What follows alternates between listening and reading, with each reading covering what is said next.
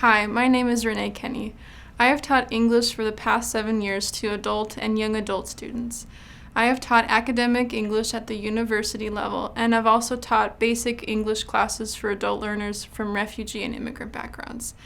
Many of the students I worked with in adult basic education had experienced trauma.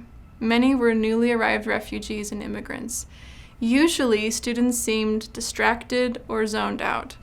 I mean, they couldn't seem to pay attention. Sometimes they had big emotional reactions to things like a change in routine, or they might have a big reaction to being asked to speak to the whole class.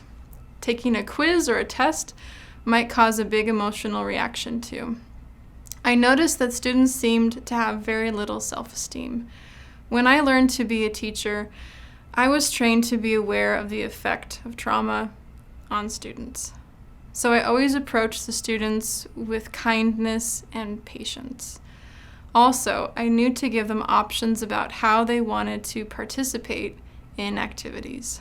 Over time, as I developed as a teacher and learned more about the impacts of trauma, I noticed other ways I could give more options to them as well. For example, I could give options about the topics they choose to read or write about. I could give options about how they could present their work to show that they had learned. I learned that having too few options for activities did not work. Asking students to write or speak about their past was another area that did not work. I noticed that some students were okay with sharing about their past. However, other students might begin to cry if they were asked to discuss their families or hometowns. Any activity that forced students to think about their experiences in the past did not work.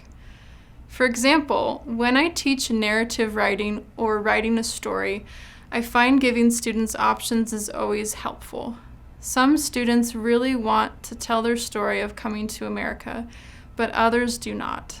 Also, I make sure that everyone knows that serious topics may come up with this type of writing, but that they are never required to share anything specific that they do not want to share.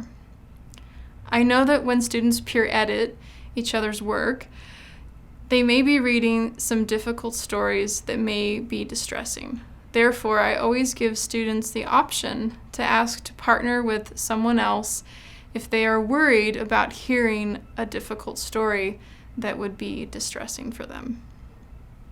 Always give your students options. The heart of trauma is powerlessness, and giving students any sense of power in the classroom will really help them to begin to feel powerful again.